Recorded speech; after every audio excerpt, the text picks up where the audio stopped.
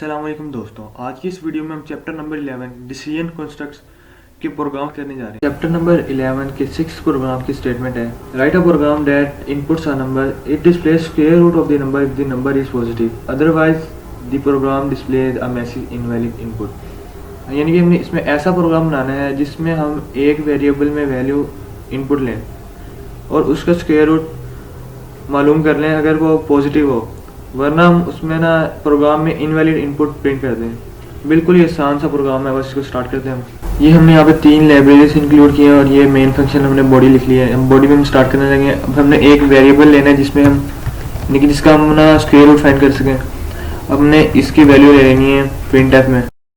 Printf में यानी कि डबल कोटेशन में हम लिखेंगे इंटर नंबर, ताकि हमें पता लग जाए कि हम यहाँ पे हमने ना स्क्वायर रूट के लिए वैल्यू लेनी है।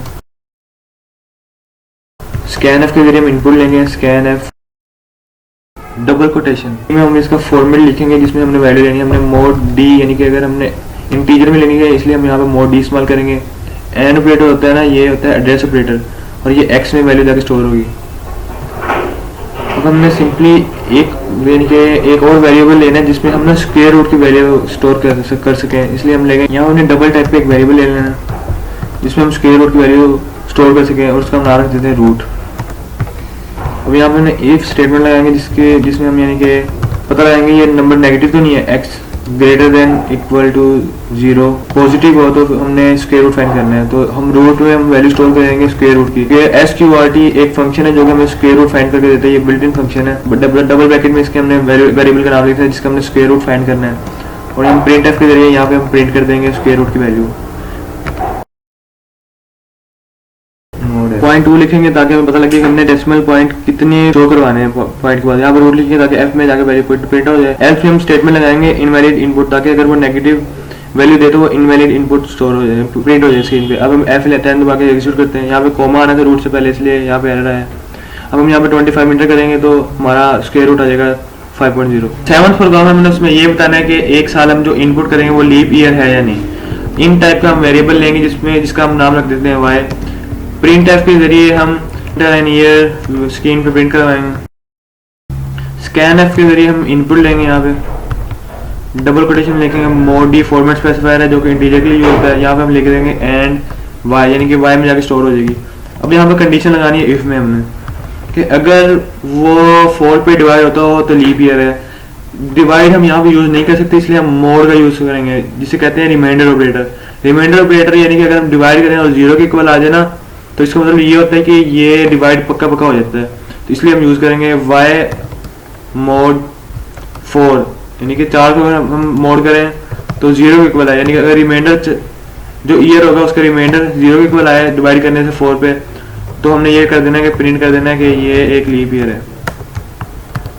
यानी मोड डी हम यहाँ पे वो ईयर प्रिंट कर देंगे मोड डी के जरिए इज अ लीप ईयर। अगर वो लीप यहाँ पे हम कॉमा डालेंगे और यहाँ पे लिख देंगे वही वाई की वैल्यू, तो ताकि वो वाई की वैल्यू यहाँ मोड डी में जाके प्रिंट हो जाए। यहाँ स्टेटमेंट टर्मिनेटर लगाएंगे सेमीकोलन। एल्स में हम लिखेंगे यानी कि अगर वो डिवाइड ना होता हो, यानी कि उसका अगर जो रिमाइंडर है वो 0 के इक्वल ना हो, यानी कि उसको डिवाइड नहीं होगा तो वो लीप ईयर नहीं होगा। तो हम इसी को यहाँ से कॉपी करते हैं और यहाँ पेस्ट कर देते हैं और यहाँ पे बस यहाँ पे नोट कर देते हैं is not a leap year. ये प्रोग्राम हमारा बन गया। स्टार्ट करते हैं F11 से।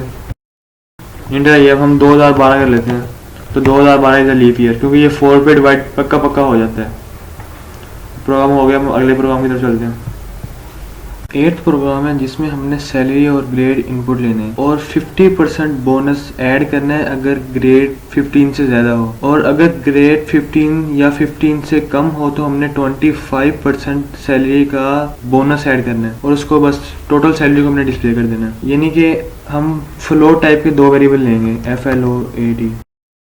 फ्लोट टाइप में हम सैलरी ले लेंगे पहले SALARY सैलरी वेरिएबल के तौर पर, और बोनस हमने सैलरी इसलिए फ्लोट में लिया है क्योंकि जब हम इसमें सैलरी में हम बोनस ऐड करेंगे ना तो ये फ्लोटिंग में आ जाएगा, क्योंकि सैलरी का जो हिस्सा होगा इसमें जो हमारी 50,000 सैलरी है ना तो उसका हमने 25% निकालना है, तो वो बोनस हो सकता है कि वो डेसिमल में आ जाए, इसलिए हमने फ्लोट टाइप का यानी कि फ्लोट टाइप का हमने वेरिएबल लिया है। और जब हम इस बोनस को हम सैलरी में ऐड करेंगे तो सैलरी भी हमारी फ्लोटिंग पॉइंट की बन जाएगी, इसलिए हमने दोनों फ्लोट का लिया। लेकिन जो ग्रेड होता है वो तो हमेशा यानी कि इंट में होता है, तो इसलिए हम ले लेंगे इंट ग्रेड। हम जल्दी से दोनों की इनपुट ले लेते हैं। जैसा कि आप देख सकते हैं मैंने सैलरी और ग्रेड का इनपुट ले लिया है। यहाँ पर हमने ये ध्यान रखना है कि फ्लोट में सैलरी है, तो जब हम सैलरी इनपुट लेंगे तो हमने उसमें format specifier mode F choose करना है, जो कि फ्लोटिंग के लिए यूज़ होता है।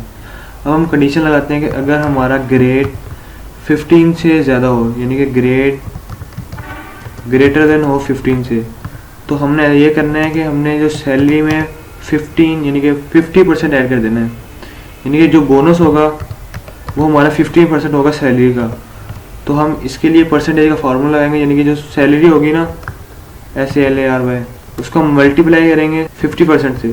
50% ऐसा होता है कि 50 डिवाइडेड बाय 100, ये बन जाएगा 50%।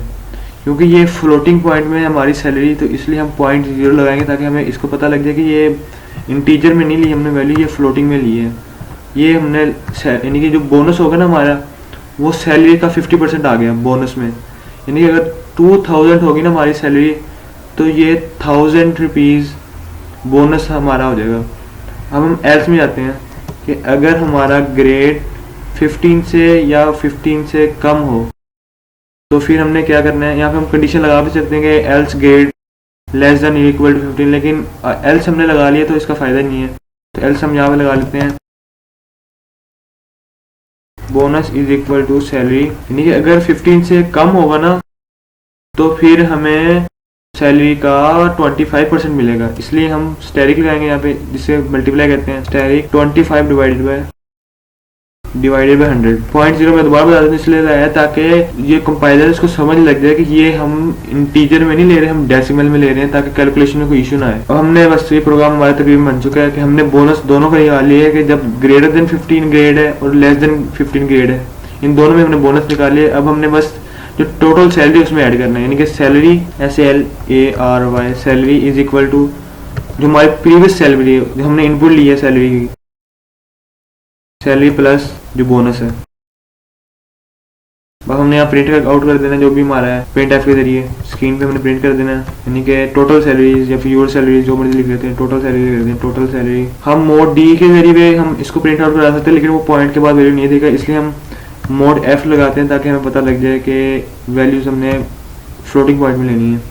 तो हम लिख देंगे सैलरी, यानी कि अगर हम इसको प्रिंट आउट करें F11 में ऐसे एग्जिट करें, यानी कि इंटरव्यू सैलरी हमारी समझो तनख्वाह है 5000, यानी कि 5000 ठीक है, और हमारा ग्रेड है 17। तो जो हमारी टोटल सैलरी होगी ना, यानी कि 50% उसका ऐड हो गया, क्योंकि हमारा ग्रेड 15 से ज़्यादा है, तो 25 उसमें ऐड होगा तो हमारा 7500 हो जाएगा।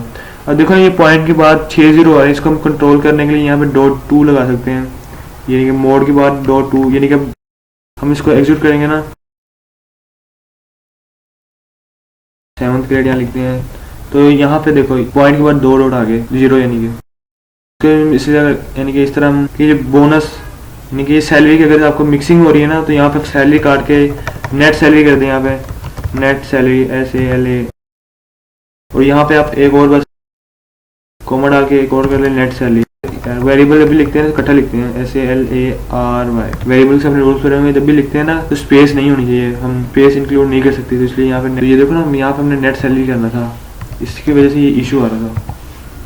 हम इसको एग्जीक्यूट करते हैं, इंटरव्यू सैलरी अगर हम 5000 कर देते हैं तो पुराना हम ग्रेड यानी 15 से ज़्यादा करेंगे तो 25% ऐड होगा, वही आंसर आ गया। अब इस तरह भी कर सकते हैं जैसे आपको आसान लगे। ये प्रोग्राम ही हमारा हो गया।